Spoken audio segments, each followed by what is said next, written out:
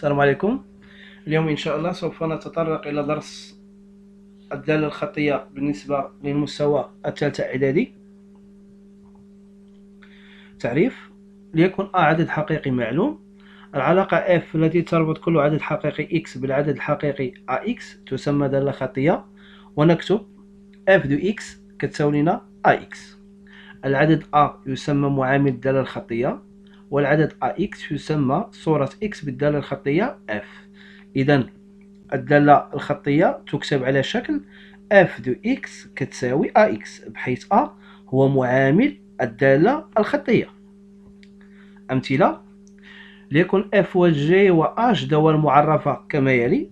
دونك عندنا f دو x كتساوي 6x، g دو x كتساوي 2 على 5x، وعندي h دو x كتساوي ناقص جذر 5x. السؤال هنا: وحدد معامل موجه الدالة. دونك f هي دالة خطية معاملها هو العدد 6. جي دو إكس دالة خطية معاملها هو العدد 2 على 5.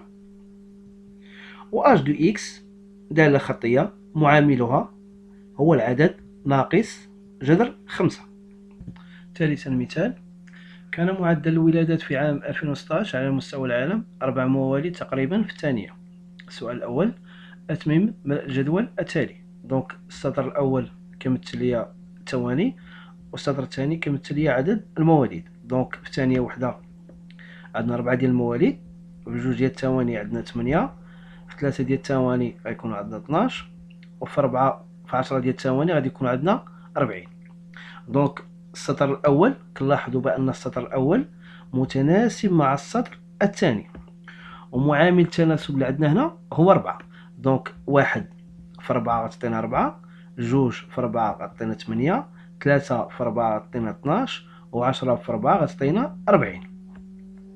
دونك معامل التناسب هنا هو 4. السؤال الثاني: أوجد تعبير الدالة. دونك تعبير الدالة هو اف دو اس كيساوي لنا 4 اس. دونك اف دو اس اش كيمثل لنا هو عدد المواليد، و اس هو الوقت. السؤال الثالث: حدد عدد المواليد في 100 ثانية. دونك شنو غندير؟ غادي نعوض اس باش 100. دونك اف ديال 100 اش غيعطيني؟ 4 في 10 غيعطيني هو 400 ديال المواليد. دونك في 100 ثانية كيتولد لنا 400 شخص. مثال: لتكن f الدالة الخطية بحيث f دو x كتساوي 2x. السؤال الأول: احسب f دو 0، f دو 3. ثانيا: حدد صورة العدد 4 بالدالة f، يعني احسب f ديال 4. السؤال الثالث: حدد العدد x الذي صورته بالدالة f هي العدد ناقص 8.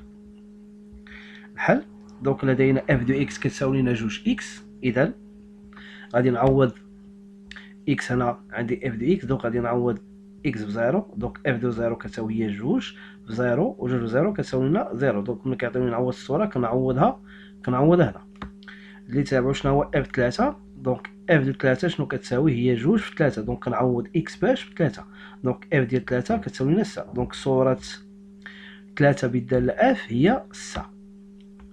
السؤال الثاني: حدد صورة العدد 4 بالدالة اف. ها هو راه نفس السؤال. دونك احسب اش اف ديال 4. دونك هي 2 في 4 شحال كتساوي لنا؟ 8.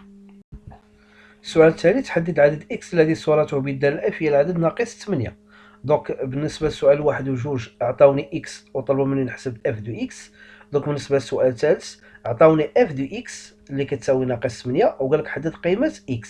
دونك باش نجاوبوا على السؤال لنحل المعادلة f دو x كتساوي ناقص 8. دونك f دو x ديجا عندي الصيغة ديالها كتساوي 2 دو x. دونك غنعوض f دو x ب 2 دو x. دونك x تساوي لنا ناقص 4. خاصية: إذا كانت f دالة خطية و x عدد حقيقي غير منعدم، فإن a f دو x على x هو معامل الدالة الخطية. مثال: نعتبر الدالة الخطية بحيث، رد معايا البال هنا، أعطيك f دو 2 شحال كتساوي؟ 6. دونك صورة العدد 2 بالدالة f شحال كيساوي لنا؟ كيساوي لنا 6. دونك أنا عطيتك هنا صورة عدد، اللي مطلوب منا هنا وحدد معامل الدالة الخطية. دونك بما ان اف دالة خطية، اذا المعامل هو كيف عندنا في الخاصية، المعامل هو اف دو اكس على اكس. شنو عاطيني هما؟ عاطيني اف دو 2.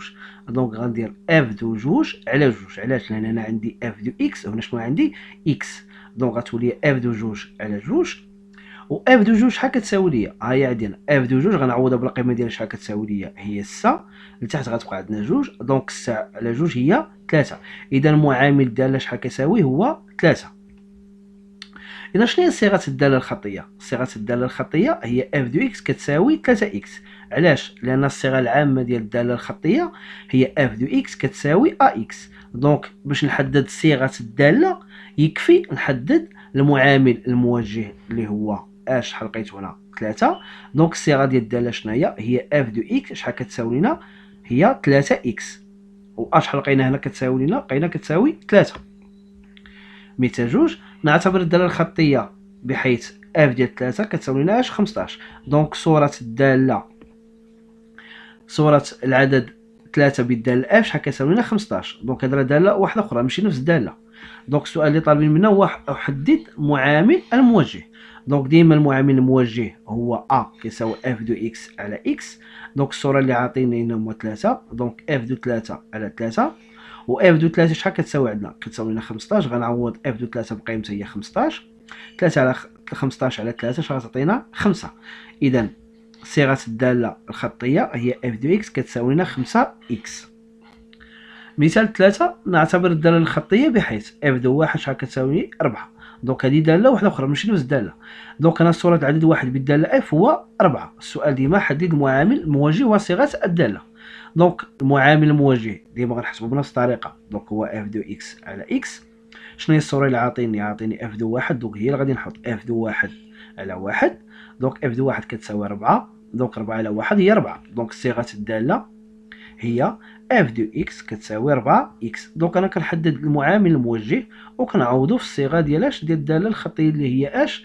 اف دو اكس كتساوي لنا ا اكس. مثال رابع، نعتبر الداله الخطيه بحيث اف ديال ناقص جوج كتساوي لنا 12. نفس السؤال، عندي اف دو اكس ا كتساوي اف دو اكس على اكس. الصوره اللي عاطينا هنا هي ناقص جوج. دونك اف ديال ناقص جوج على ناقص جوج، اف ديال ناقص جوج كتساوي 12.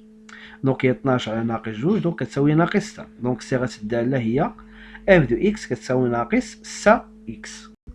التمثيل المبياني لداله خطيه. تعريف: او اي جي معلم متعامل في المستوى. التمثيل المبياني لداله خطيه هو مستقيم يمر من اصل المعلم. مثال: اف دالة خطية معرفة كما يلي: اف دو اكس كتساوي جوج دو اكس. لننشئ التمثيل المبياني للدالة اف في المستوى المنسوب إلى معلم متعامد ممنظم. دونك بالنسبة للدالة الخطية التمثيل المبياني ديالها هو عبارة عن مستقيم. حنا كنعرفوا إلا بغينا ننشئو مستقيم في معلم متعامد ممنظم خاصنا جوج ديال النقط. دونك عندنا ديجا نقطة معلومة اللي هي أصل المعلم. دونك التمثيل المبياني كيمر من أصل المعلم. دونك خاصني النقطة الثانية باش ندير التمثيل المبياني للدالة الخطية. دونك لتمثيل الدالة المعرفة ب اف دو اكس كتساوي جوج اكس. دونك ناخذ اكس كتساوي واحد ثم نحسب اف دو واحد. دونك اف دو واحد شحال كتساوي لنا؟ اف دو واحد هي جوج في واحد كتساوي لنا جوج. ماشي بالضرورة ناخذ واحد، نقدر ناخذ واحد جوج ثلاثة. إذا التمثيل المبياني للدالة هو المستقيم المار من أصل المعلم انطلاقا من التعريف ومن النقطة ذات إحداثية واحد جوج. هاد النقطة حنا اللي حسبناها. حسبنا اف دو واحد شحال لقينا كتساوي لنا جوج. دونك أنا كنحط اكس وهنا كنحط اف دو اكس. ملاحظة: إذا كانت ام ذات إحداثية اكس إكغاك نقطة تنتمي إلى التمثيل المبياني لدالة خطية اف، فإن إكغاك راه هي اف دو اكس. دونك حنا كنحيدو بالنسبة للدوال كنحيدو إكغاك وكنعوضها باش باف دو اكس. إذا كانت ام نقطة تنتمي إلى التمثيل المبياني لدالة خطية فإن ام كتولي الإحداثية ديالها هي اكس اف دو اكس. إلا رجعنا لهنا دونك هنا غتولي واحد اف دو واحد، و اف دو واحد شحال لقينا كتساوي لنا جوج. إذا بالنسبة للمحور الأول عندي محور الأفاصيل هو إكس، وهذا محور الأراتب إكغاك اللي هو أش هو أف دو إكس. دونك غادي ننشأ النقطة الأولى عارفين بأن دالة خطية تمر من أصل المعلم وتمر من النقطة الثانية ذات إحداثيات واحد واحد جوج. إذا التمثيل المبياني للدالة الخطية هو المستقيم المار من أصل المعلم ومن النقطة أ ذات الإحداثيات واحد جوج. تمرين تطبيقي: تحديد صيغة دالة خطية. دونك اف دالة خطية حيث اف دو ناقص جوج كيساوي 5. السؤال عبر عن اف دو اكس بدالة اكس. ثانيا اف دالة خطية معاملة هو 7 على 4. عبر عن اف دو اكس بدالة اكس. ثالثا اف دالة خطية يمر تمثيلها المبياني من النقطة ك زائد 1 جوج 7 عبر عن اف دو اكس بدلالة اكس. دونك حنا كنعرفو بأن الدالة الخطية الصيغة العامة ديالها هي اف دو اكس كتساوي ا اكس. دونك إلا لقيت ا دونك راه لقيت اف دو اكس بدلالة اكس. دونك اف دالة خطية بحيث اف ديال ناقص جوج كتساوي 5.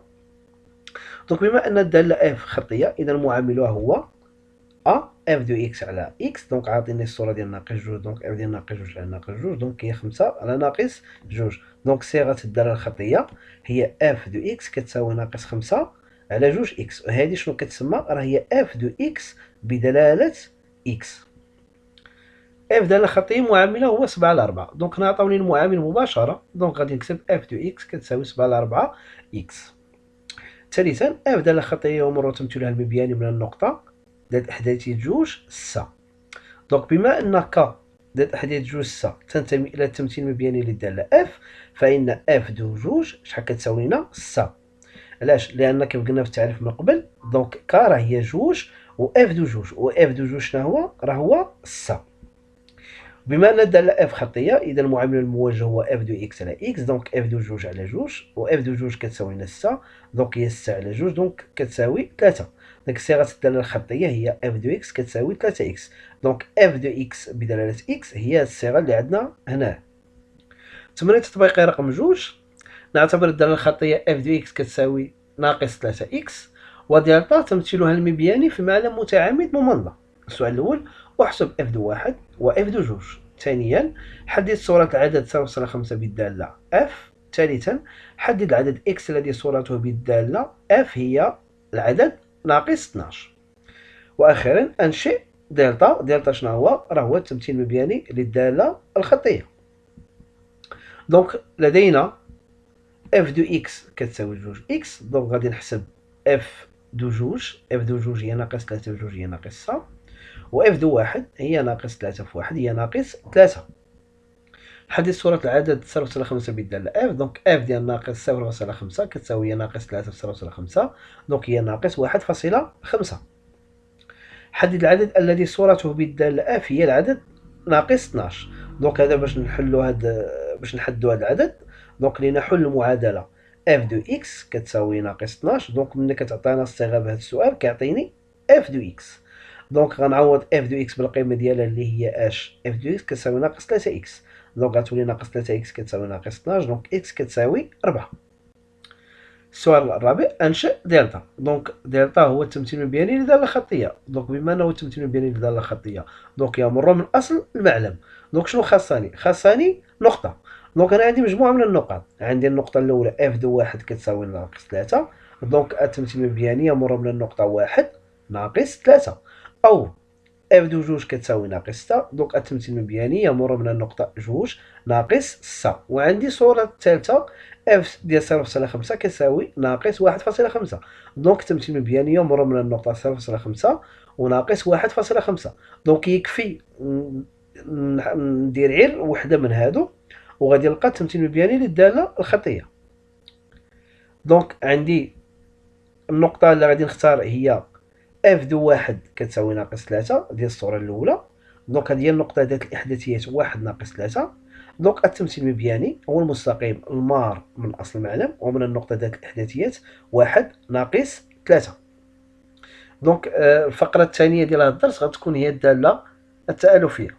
نهار الخميس إن شاء الله غادي نديرو الفقرة الثانية من هذا الدرس. وشكرا.